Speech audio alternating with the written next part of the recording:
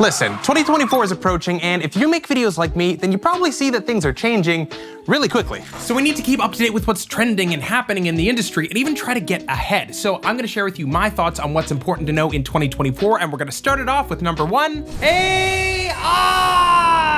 I know, you're probably sick of everybody talking about it. It's too much, I'm done with it. Well, I'm sorry to say that AI is not done with you. At this point, AI really is like a boulder rolling down a hill. The only two options are to either get out of the way or learn how to use that momentum in your own work. Here's the way I see it. 2022 is the year of exploration and seeing what this technology could actually do. Think asking ChatGPT silly questions and getting some horrifying Midjourney images. 2023 was the year of refinement and getting some really cool use cases, like software that would edit your entire podcast for you, and big companies like Adobe who were creating things like generative fill for Photoshop and updating existing tools like the Rotobrush feature for After Effects. And now, on the eve of 2024, things aren't slowing down. Look at how far this image prompt has come just 1 year later. I made this person up. They don't exist. There are pores on their skin. So in 2024, we're gonna start to see AI become seamlessly integrated in different workflows of the video creation process. And I personally think it's gonna start getting uncomfortably good. Here's my big prediction. By the end of 2024, Adobe's gonna announce generative fill for video. They've already got a really simple version of this inside of After Effects for more than 3 years, basically just filling in empty spaces with a still frame image and tracking it along your scene. So if you don't think they're pouring disgusting amounts of money into this to make it as good as it can possibly be and slap that AI label on top of it, I don't know what to tell you. Hi, me in the future, I finished editing the video and then I came across this. Oh my goodness, generative fill for video is already here and it's not even the end of the year. This isn't Adobe, this is Pika Labs, but I mean, kind of right. The right idea, the wrong company, but all right, Adobe, step up your game. Let's see what you got. So what's the take-home message? What does this actually mean for you?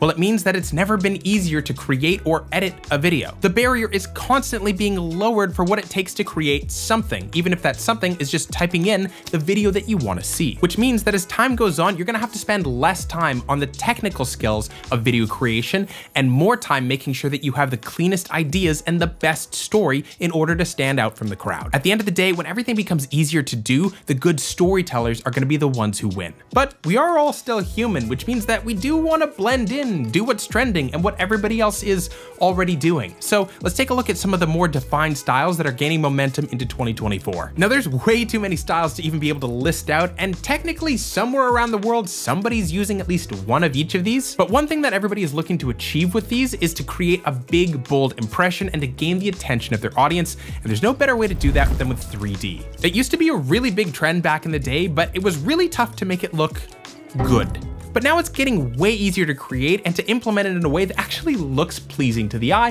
which means that more people are gonna start utilizing it in their work, including some big name artists who are typically the kind of people who drive trends. Some notable examples of people like this are Mr. Beast, who incorporates stylized 3D into his wide master thumbnail inspired shots, as well as just some rough 3D tracked elements into the environment for dramatic effect. Prominent brands like Converse and Nike are utilizing this in their social content. And even Justin Timberlake's single Keep Going Up featured 3D style balloon album art, which, wait a second, literally uses one of Motion Ray's 3D templates for their album artwork. Happy to help, Justin, just give me a call if you need anything. But 3D isn't the only thing on the rise in 2023, there's also been a big rise in anti-design. This is kind of a tougher concept to explain, but have you ever seen fashion styles that are just so crazy and out there, you're like, why? That's sort of a good or bad example of anti-design in my opinion. Basically, it's a style that's summarized by being experimental and chaotic, by breaking rules and conventions in order to explore new territory. I think you can see why a lot of artists are drawn to this style, but it's really tough to break rules and conventions and have something look good